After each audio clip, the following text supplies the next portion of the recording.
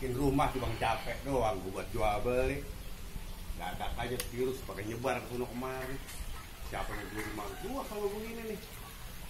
Gimana beli mau datang gua ajak gua kagak bisa, ke sono kagak, kemari kagak. Ada semua jadi ke Belangkara nih.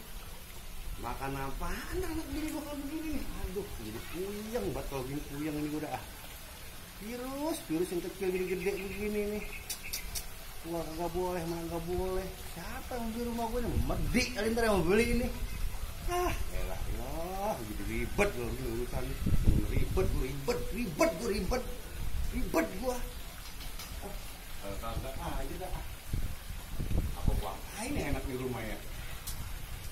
Jadi gede banget lagi. Masih boleh minjem ini, gua bikin boleh minjem gua. Gua kalau duit gua sendiri mau kagak bakal gua pikirin. Gua minjem rumah ini begini. Aduh, gila. Jadi pengen bunuh ayam aja kalau gitu dah.